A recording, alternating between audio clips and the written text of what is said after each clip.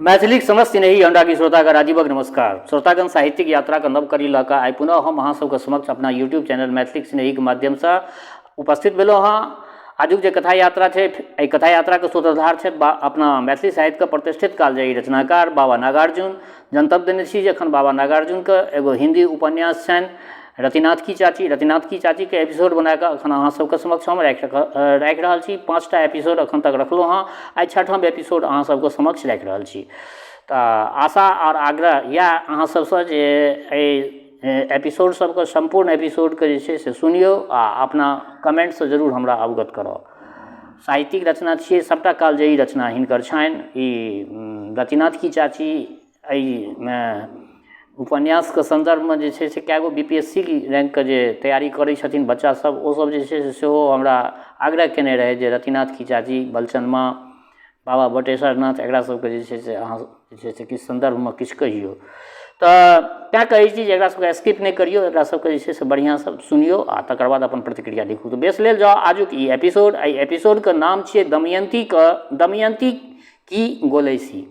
दमयंती ओहि टोलके दमो फूफी जे छथिन, ओ हुनकर की गोलैसी छनि, ओ की चक्रव्यूह सब रचैत रहै छथिन, वह दमयंती की गोलैसी। दमयंती ने टोल पड़ोस की प्रमुख और मुंहजोर औरतों को इकट्ठा किया। दोपहर के बाद का समय था। अपने अपने परिवार को खिला पिलाकर खुद खा पी कर औरतें जब निश्चिंत होती है तो ज्ञान गोष्ठी का सबसे निर्विघ्न समय भी वही होता है। एक दूसरे के सुख दुख की चर्चा, जो मौजूद न हो उसकी छिद्रान्वेषण, अर्थ धर्म काम मोक्ष, काशी प्रयाग गंगा यमुना और जाने क्या क्या। आज की गोष्ठी में रामपुर वाली चाची, सन्नो की माँ, दमो फूफी, शकुंतला और जनक किशोरी शामिल हुई थी। दमो फूफी अपने भतीजे की मस्की हुई चादर में जाली मढ़ रही थी। रामपुर वाली चाची और सन्नो की माँ अपनी तकली लिए हुए आई थी। शकुंतला को तकिया के खोल पर रंग बिरंगे सूतों में नक्काशी निकालना था। जनक किशोरी के नाखून जरा बड़े बड़े थे, वह नहरनी लेती आई थी। रामपुर वाली चाची के साथ उसकी 10 साल की लड़की बागो भी थी। बागो के हाथ में हनुमान चालीसा था। पीला धागा सुई में डालते हुए शकुंतला ने कहा, दमो दीदी, दोपहर में तुम्हें सोने की आदत तो नहीं है?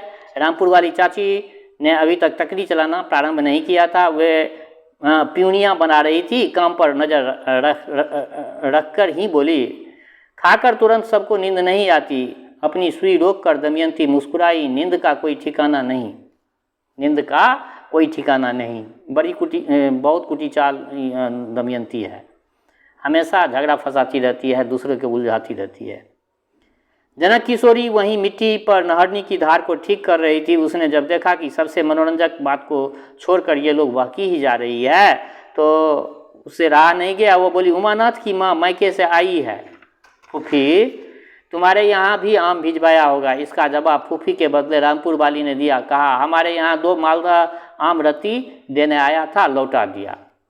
दमयंती का चेहरा खिल उठा ये बात सुन के।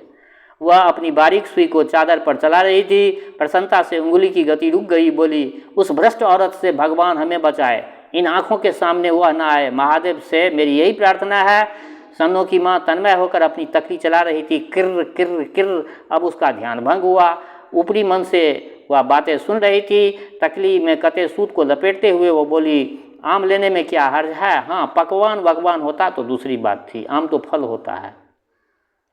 गांव घर की यही, मिथिलांचल की यही मतलब बातचीत सब होती रहती है महिलाओं में। दमयंती सुलग उठी, उनकी भौहें तन गई। वह सन्नो की माँ पर बरस पड़ी। सवाल यह आम और पकवान का नहीं है। शकुंतला और जनक किशोरी ने अपना सिर हिलाकर इस बात का समर्थन किया। उससे उत्साहित होकर दमयंती दूने ओज से बोलने लगी, बात इतनी ही नहीं है सन्नो की माँ, देखना यह है कि पड़ोस के इस पाप का हमारे जीवन पर क्या असर पड़ता है। अपराधी को यदि दंड न मिले तो एक दिन भी संसार टिक नहीं सकता। उमानाथ की माँ अपनी मैके जाकर पाक साफ हो आई है, परंतु शुभंकरपुर का नाम इससे कितना कलंकित हुआ है जानती हो? दमो फूफी आवेग में आ गई। बानों के हाथ से छूटकर हनुमान चालीसा जमीन पर गिर पड़ा। सन्नो की माँ ने कहा, तो अब उसका क्या होगा? इतना बड़ा कलंक क्या मामूली सजा है? रामपुर वाली चाची चाहती थी कि दमयंती और बोले और तकली छोड़कर तकली छोड़कर उसने सन्नो की माँ का हाथ पकड़ लिया और कहा, पूरा पूरा कहने तो दो। दमयंती कहती गई, अब और क्या होगा, मर्दों का तो कोई ठिकाना नहीं, अगर हम ना रहे तो संसार से आचार विचार हट जाए। उमानाथ की माँ व्यभिचारिणी है, पतिता है, भ्रष्टा है, कुल्टा है, उससे हमें किसी प्रकार का संबंध नहीं रखना चाहिए। बोलचाल बंद, बात विचार बंद, प्रत्येक विचार बंद। जयनाथ और रतिनाथ दोनों बाप पुत्र यदि प्रायश्चित कर ले तो समाज उसके लिए स्थान हो सकता है समाज में, परंतु उमानाथ की माँ को समाज किसी भी हालत में क्षमा नहीं कर सकता। यही सामाजिक विकृतियाँ हमारे यहाँ की है, पहले भी थी और अभी भी है, शायद आगे भी रहेगा। रामपुर वाली ने कहा, बिल्कुल ठीक, अपराधी को सजा तो मिलनी ही चाहिए। थोड़ी देर तक उस गोष्ठी पर सन्नाटा छाया रहा। निस्तब्धता को भंग करते हुए कोमल स्वर में दमो फूफी ने जनक किशोरी से पूछा, उमानाथ की माँ भी तो प्रायश्चित करके शुद्ध हो सकती है। सन्नो की माँ ने जनक किशोरी की ओर देखा, मानो वो कह रही हो कि तुम्हारी जिज्ञासा ठीक है, मैं भी यही जानना चाहती थी, उत्तर दिया दमयंती के बदले रामपुर वाली ने। वह बोली, प्रायश्चित की बात तो कोई पंडित ही बता सकता है, इसमें किसी दूसरे के लिए रियायत थोड़ी ही हो सकती है। दमो ने चादर में जाली मरने का अपना काम खत्म कर दिया था। सुई को एक कागज में टाँचते हुए उसने कहा कि रामपुर वाली की राय सही है, लेकिन खाली प्रायश्चित किसी काम का नहीं, जाति बिरादरी का दंड भी इस प्रकार के अपराधों को फिर से दोहराने की दवा का काम करता है। सामाजिक बहिष्कार तो उमानाथ की माँ का हर हालत में होना ही चाहिए। सन्नो की माँ ने कहा, और इस बात को लेकर गांव में दो दल हो जाए तो? इस प्रश्न पर सभी थोड़ी देर चुप रही। मौन भंग किया रामपुर वाली ने। उसने कहा, भले ही दो दल हो जाए, 3 दल हो जाए, हमारा तो उमानाथ की माँ से किसी प्रकार का संपर्क नहीं रहेगा। दमो फूफी ने मौन रहकर अपनी स्वीकृति इस विचार पर दे दी। सन्नो की माँ उतनी मुँहजोर नहीं थी जितनी की समझदार रामपुर वाली अपने पति की दूसरी स्त्री थी। भोला पंडित ने पुत्र की लालसा में 45 की उम्र में यह दूसरी शादी की थी। पहली स्त्री भी अब तक मौजूद है। दोनों मुर्गियों की तरह आपस में दोनों लड़ती रहती है। रामपुर वाली को ही दुनिया विजयनी मानती है, क्योंकि उसकी सौत को इसने ऐसी करारी हार दी है कि बेचारी 5 साल से मैके में पड़ी है। यहाँ शुभंकरपुर के 5 घरों के इस टोले में अब रामपुर वाली का एक छत्र राज है। झगड़ते झगड़ते अंत में गलियों के अपने जिन तीरों का इस्तेमाल करने लग जाती है, यहाँ उनका जिक्र न करना ही अच्छा है। एक बार भोला पंडित ने स्वयं अपने श्रीमुख से कहा था कि पूर्व जन्म में बहुत बड़ा प्रत्यवाय मैंने किया होगा, जिससे रामपुर में अवतार लेने वाली यह चंडी मेरे घर आ गई। पंडित को जब बहुत गुस्सा चढ़ता तो झोंटा पकड़कर 4 लाख जमा देते हैं, और भगवान की कृपा से ऐसे अवसर पर इस दंपति के जीवन में हमेशा आते ही रहते हैं। बागो कोयले की खान का हीरा है। कम बोलना, स्निग्ध और स्थिर आंखों से देखते रहना, मुस्कान और सौंदर्य, बागो का यही परिचय है। जनक किशोरी और शकुंतला इंद्रमणि की वही लड़कियां हैं जिनकी ब्याह बिकौआ से हुआ था। दोनों बहनों का स्वभाव तीव्र था, परंतु बुद्धिमती होने से उनकी यह तीव्रता बात नहीं काम से जाहिर होती थी। एक का अपने चचेरे भाई से और दूसरे का कुल्ली राउत के जवान बेटे से गुप्त स्नेह संबंध था। 1.5 साल तक बिकौआ महाशय आ ही जाते। 1.5 साल पर 1.5-2 मास रहकर फिर चले जाते। शकुंतला के 3 लड़के थे और जनक किशोरी के 1 लड़का और 1 लड़की। शकुंतला के पति की 7 शादियां हुई थी और जनक किशोरी के पति की 10। शकुंतला का तीसरा लड़का हूबहू उसके चचेरे भाई की शक्ल का था। जनक किशोरी की दोनों संतानें आकृति में कुल्ली राउत की परंपरा में से आती थी। देखिए उन सब में कितनी ज़्यादा विकृतियाँ हैं। दमो के पिता की 2 शादियाँ हुई थी। पहले शादी से एकमात्र यही दमयंती पैदा हुई थी। दूसरे से 2 लड़के। पिता का नाम था विश्वनाथ। यह सभी लोग नीलमाधव उपाध्याय के ही वंशज थे। जयनाथ के पिता और विश्वनाथ चचेरे भाई थे। तांत्रिक साधना में दिलचस्पी लेने के कारण विश्वनाथ आजीवन रक्तांबर धारी रहे। बड़े बड़े बाल, बड़ी बड़ी दाढ़ी, दीप्त और प्रशस्त ललाट, सिंदूर का बड़ा सा टीका, लाल सुर्ख धोती, लाल जनेऊ, हाथी के दांत के तरासे हुए दानों की सुंदर माला। विश्वनाथ का यह स्वरूप अब भी शुभंकरपुर में बहुतों को याद है। उन्हें लोग सिद्ध जी कहते थे। अपनी ढलती उम्र में ग्वालियर और इंदौर जाकर वे रुपये भी काफ़ी बटोर लाए थे। अपनी बाल विधवा पुत्री दमयंती को उन्होंने आग्रहपूर्वक यहीं रख लिया। दमयंती के ससुराल वाले उच्च कोटि के ब्राह्मण थे दमयंती के ससुराल वाले उस कोटि के ब्राह्मण थे जिन्हें अपनी परंपरा में चली आई मर्यादा का बहुत ज़्यादा ख्याल रहता है, जिनके रग रग में ब्रह्मवाद और आस्तिकता से भरे रहते हैं और पूर्वजों की ज्ञान निधि के संरक्षण में बड़ा त्याग करते हुए जो हिचकते नहीं। जिनके साथ दमयंती का विवाह हुआ उसका नाम था वाचस्पति पाठक। न्याय और व्याकरण के अद्वितीय विद्वान थे। 26 साल की उम्र में हैजे में उसका देहांत हो गया और तब से दम्मो अपने पितृकुल में रहती हुई आई है। अपनी जायदाद का तीसरा हिस्सा पिता उनके नाम चढ़ा गया है। एक सम्मानित व्यक्ति की बुद्धिमती बेटी होने के नाते गांव के सामाजिक जीवन में दमयंती का जो स्थान है वो अपेक्षणीय नहीं है। समाजपतियों के कूटनीतिक शतरंज की वह भी एक खिलाड़िन है।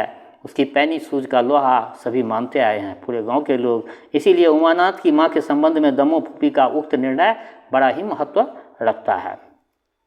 रतिनाथ 13-14 दिन पर गांव आया था। देहात की पाठशाला और सोभी संस्कृत की उसका बंद रहना और न रहना बराबर है। अपने साथियों से मिलने की इच्छा रति को पाठशाला की ओर खींच ले गई। पहर दिन भर बाकी था। 3 ही 4 लड़के थे। सरस्वती को प्रणाम करने के पश्चात रतिनाथ ने पंडित के पैर छुए। पंडित जी उल्लासित होकर बोले, क्यों रे, रति कहकर नहीं गया था? रति की जवान बेधड़क होकर झूठ खेल गई। क्या करते गुरुजी? पिताजी ने कहा, जाना ही पड़ा। बतला तो उन्होंने आपको दिया ही होगा पिताजी। गाय का पगहा टूट गया। पंडित जी कुशासन पर बैठे हुए उसकी मरम्मत कर रहे थे। आगे सन पड़ा हुआ था। पगहा की नई गांठ को दोनों हाथों से पूरी ताकत लगाकर पंडित जी कसने लगे। बीच में ही बोल उठे, नहीं, तुम्हारे बाप ने मुझे यह सब नहीं बतलाया। हाँ, सत्तों से तुम्हारे तरकुलवा जाने की बात मालूम हुई थी। तब पंडित जी ने गौर से रति को देखा और आंखें फाड़कर बोले, देखता हूँ कि 10 दिन की पौनाई में ही तेरी शक्ल बदल गई है। सत्तो मौजूद था, मुस्कुराकर बोले, हाँ गुरुजी, बम्बई और मालदा इतना अधिक खाया है कि साल भर इसका बदन लाल ही रहेगा। रति ने मटकी मारकर सत्तो की ओर देखा, फिर नज़र नीचे कर ली। पगहे की मरम्मत हो चुकी थी। कुछ मामूली सा बढ़ाकर पंडित जी शौच के लिए निकल गए। थोड़ी देर बाद रतिनाथ भी चला गया। कल से ही रति का मन बागों से मिलने के लिए तरस रहा था। आज शाम को पाठशाला से लौटने के बाद वह अपने घर की ओर न जाकर भोला पंडित की दलान की ओर चला गया। भोला पंडित का घर इंद्रमणि के घर से कुछ उत्तर की तरफ था। उसके 2 तरफ खेत थे। पीछे की ओर बांस का जंगल था। रामपुर वाली चाची की कोख से बागों के अलावा एक और संतान पैदा हुई थी। लड़का वह 9 महीने का होकर चल बसा। इसके बाद संतान होने की कोई लक्षण किसी को दिखाई नहीं पड़ा। भोला पंडित 70 की उम्र टप गए थे। हड्डी इतनी मजबूत थी कि 14-14, 16-16 घंटे अब भी खटते रहते। 13 अध्याय चंडी पाठ रोज करते। कंठस्थ हो गया था सारा। सुबह उठकर शौच से निपट चुकने के बाद उनकी यह भन शुरू हो जाती। हाथ लगे रहते काम में और जीव नाम में। दुनियादारी और जगदम्बा की स्तुति, इहलोक और परलोक, यह दोनों भोला पंडित साथ चलाते। इस बीच कोई मिलने वाला आता तो उससे एक प्रकार की अस्पष्ट भाषा में मतलब की बात कह देते। जैसे कि कोई आकर कहता, पंडित जी आज दोपहर का निमंत्रण देता हूँ, तो पंडित जी पाठ छोड़कर उससे पूछ बैठते, गंग गंग गंग कौन कौन रहेगा? और उनका ऐसा करना बिल्कुल दुरुस्त था। चंडी, गीता अथवा किसी अन्य धार्मिक ग्रंथ का पारायण करते समय बीच बीच में आप बातचीत नहीं कर सकते। हाँ, संस्कृत की बात दूसरी है, पर ठहरी देवताओं की वाणी, उसका इस्तेमाल भले ही कोई कर ले। अनिवार्य आवश्यकता पड़ने पर समझदार लोग इसी वंग वंग वंग वंग जैसी अव्यक्त ध्वनियों का सहारा लेते हैं। भोला पंडित की दौड़ धूप और क्षेत्र चारों जिलों तक विस्तृत था। दरभंगा, मुंगेर, भागलपुर और पूर्णिया। साल में एक बार 3 दिन के लिए वे बेतिया भी जाते। भिक्षा, आशीर्वाद, अनुष्ठान, रिश्तेदारी के सिलसिले में प्रतिवर्ष 4-6 महीने उनके बाहर बीत जाते। राजा बहादुर दुर्गानंद सिंह से लेकर बनेली के राजा कृत्यानंद सिंह तक भोला पंडित की शुभकामनाओं के पात्र थे। भागलपुर का सबसे बड़ा मारवाड़ी उन दिनों राय बहादुर भोलीराम जयपुरिया था। यहाँ तक पंडित की पहुँच थी। असमर्थ व्यक्तियों के प्रति इस ब्राह्मण के हृदय में असीम करुणा थी।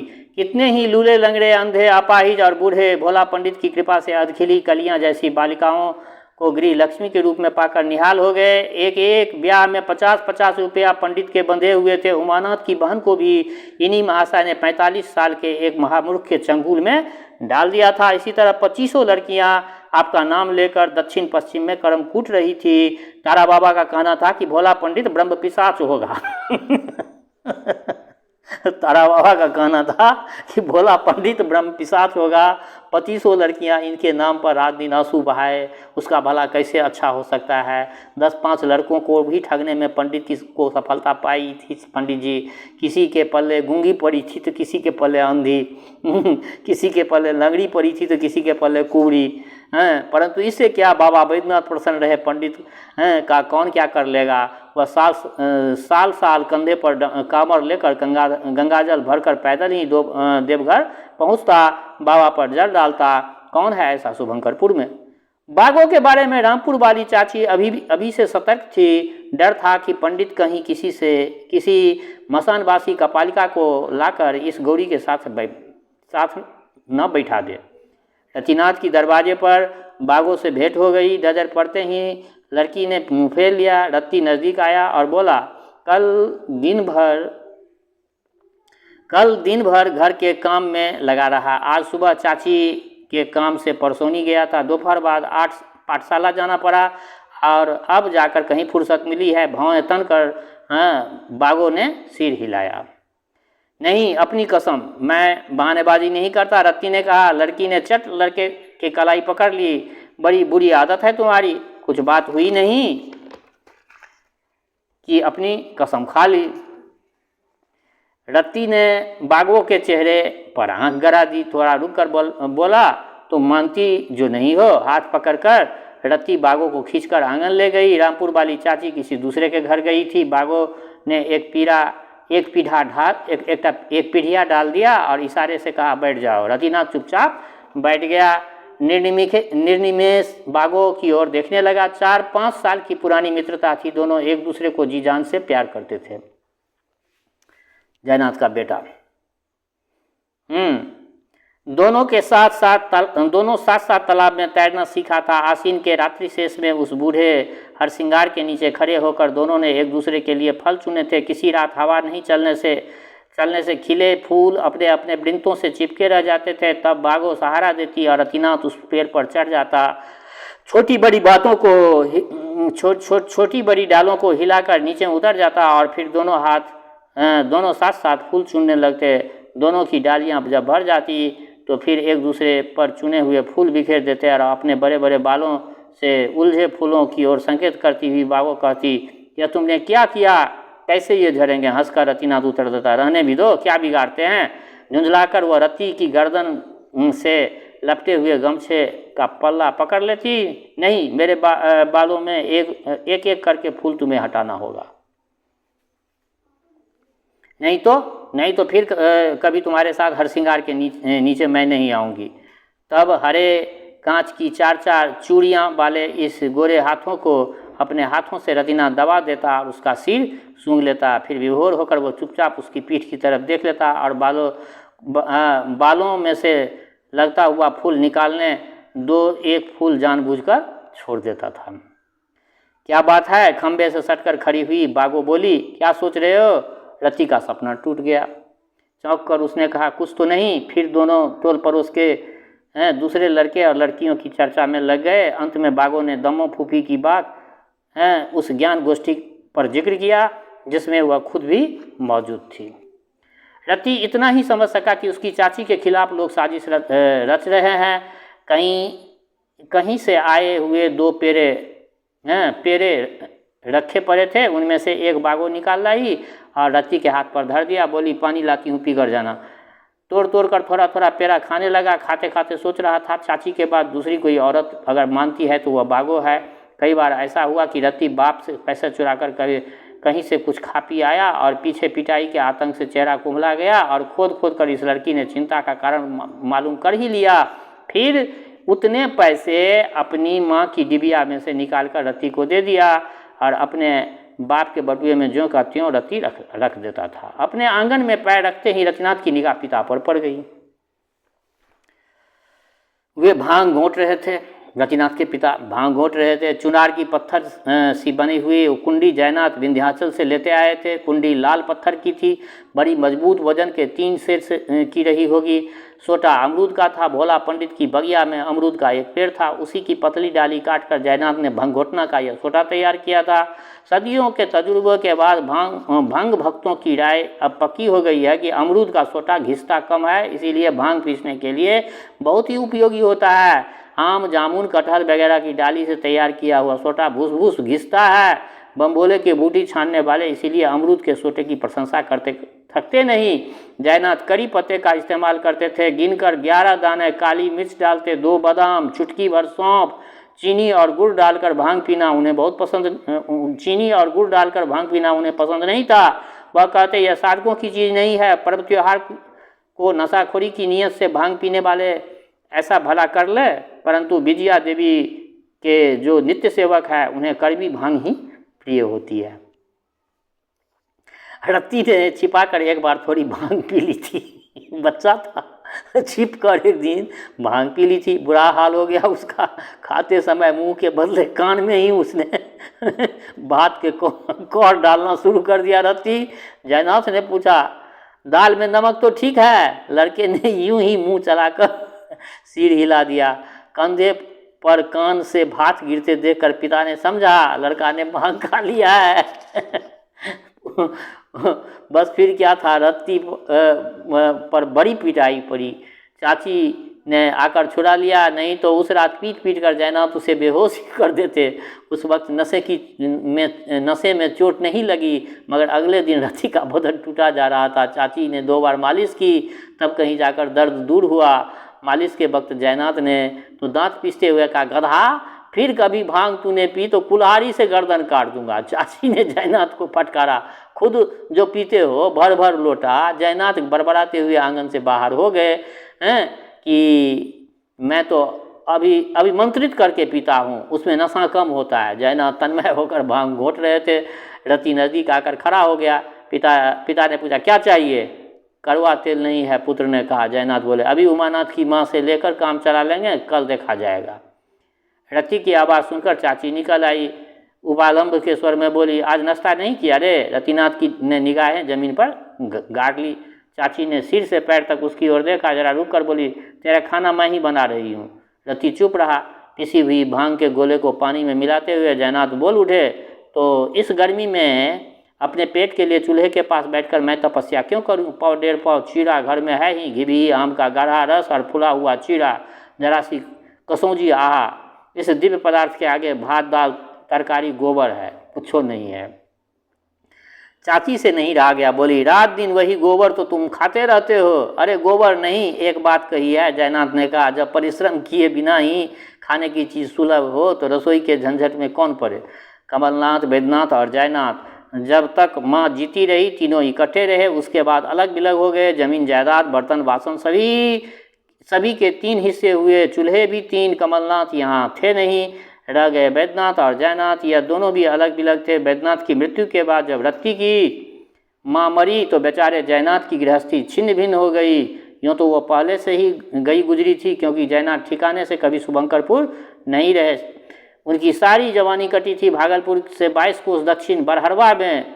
वहाँ इन लोगों की बहुत बड़ी बहन सुमित्रा का ससुराल था। उनकी भी एक कहानी है। आज से 40 साल पहले रुपया ही महंगा था, चीज़ें खूब सस्ती थी। मेवालाल ठाकुर बरहरवा के बहुत बड़े काश्तकार थे। 50 वर्ष की उम्र में उन पर यह सनक सवार हुई कि किसी कुलीन कन्या का पानी ग्रहण करना चाहिए। 2 शादियाँ इससे पहले की थी। वे दोनों औरतें मौजूद थी। उनमें से एक के 4 और दूसरी की 7 संतानें थे। जयनाथ के पिता को अपने एक मित्र से मेवालाल की यह इच्छा मालूम हुई। यह जानकर कि बरहरवा वाले बहुत ही धनी है और खूब धूमधाम से शादी करेंगे, उन्होंने निश्चय किया कि अपनी कन्या सुमित्रा का विवाह उधर ही कर देंगे। तदनुसार बातचीत शुरू हुई और संबंध स्थिर हो गया।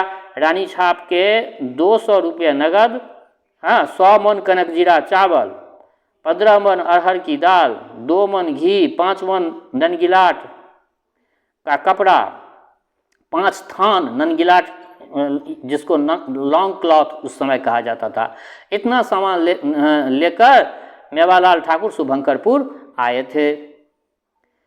शादी करने बारात में कुल 4 आदमी थे। एक खवास था। गरीब ब्राह्मण के घर को ठाकुर जी ने भर दिया। गहनों से सुमित्रा लद गई। खानदान के 5 घर की औरतों को एक एक बिसहती साड़ी मिली थी। कुल्ली राउत को 2 धोतियाँ, उसकी घरवाली को 10 हाथ की साड़ी। 6 महीने बाद ही गौना हुआ। भाइयों में जयनाथ ही छोटे थे, वही साथ गए। पहली यात्रा में वे साल भर बरहरबा रह आए। दूध, दही, घी, मछली, मांस, इनकी प्रचुरता ने जयनाथ के मन और तन दोनों पर प्रभाव डाले। वे सदा के लिए अपने बहनोई के यहाँ रहने को तैयार थे। अपनी शादी और गौने के बाद भी जयनाथ का मन घर पर नहीं लगता था। वो भाग भाग कर बरहरबा पहुँच जाते। टट्टू और गधे को छोड़ दीजिए, वह उसी मैदान की ओर पिछली 2 टांगों के बल पर रुक कर कूदता हुआ पहुंच जाएगा, जिसकी हरी हरी मुलायम दूबों का स्वाद उसे भली भांति मालूम है। यही हाल था जयनाथ का। बरहरबा उसके लिए हरी घास का अच्छा मैदान था। बरहरबा उसके लिए हरी घास का अच्छा मैदान था। फिर अपनी सारी जवानी अगर उन्होंने दक्षिण भागलपुर के उस देहात में बिता दी तो इसमें आश्चर्य की क्या बात थी। ठाकुर जी की विधवा भावज वहाँ जयनाथ के लिए जान देती थी। खेत की मजूरनों से हंसी मखौल करने का जयनाथ को आवाज अधिकार था। विशाल वटवृक्ष की छाया में 10-5 गायों के बीच खड़े होकर साठ जैसे आंखें मूंदे जुआली करता रहता है, वही स्थिति थी जयनाथ की वहाँ बरहरबा में। यही बात थी, गृहस्थी में कभी जयनाथ का मन नहीं लगा। इसी सब कारण से बहक गया था। रत्ती की माँ मर गई, तब से उमानाथ की माँ ने अपने देवर की टूटी गृहस्थी को संभालने की बराबर चेष्टा की। अलगाव बिलगाव की वह छोटी दीवार बहुत कुछ ढह चुकी थी। नाम मात्र के 2 चूल्हे थे। खाना बहुधा साथी बनता और जयनाथ जब बाहर रहते तब तो रत्ती रात दिन चाची के ही घर में आसन जमाए रहता। आंगन के दक्षिण ओर अपना बंद घर उस लड़के का ध्यान शायद ही कभी आकर्षित करता हो। भांग पीकर जयनाथ बलुआहा पोखर की ओर निकल गए और रत्ती चाची के घर में घुसा। खाना तैयार होने में कुछ देर बाकी थी। तो श्रोतागण, आज मैंने इस रतिनाथ की चाची का ये 6ठा एपिसोड आप लोगों के समक्ष रखा। आग्रह यही है जो इस संपूर्ण एपिसोड को आप लोग फुर्सत में देखें। फुर्सत में देखने के बाद अपने कमेंट से ज़रूर अवगत कराएं। बाबा नागार्जुन ने जो भी रचना लिखे हैं हिंदी साहित्य में, उनकी रचना कालजयी रचना है। रतिनाथ की चाची में बहुत ऐसी बातें हैं, मिथिलांचल की अतीत, मिथिलांचल का इतिहास बहुत कुछ छुपा हुआ है। इसलिए अपने प्रतिक्रिया से ज़रूर अवगत कराएं कि ये कैसा लगा। दूसरी बात, हमारे श्रोता चाहे गांव में रहते हों या प्रदेश में, देश में रहते हो या विदेश में, जहाँ कहीं भी रहते हों, स्वस्थ रहें, निरोग रहें, अपने आचरण को पवित्र रखें। माता जनकनंदिनी जगदम्बा माँ वैदेही कृपा आप लोगों पर बरसता रहे। शुभकामनाओं के संग जय मिथिला, जय मैथिली।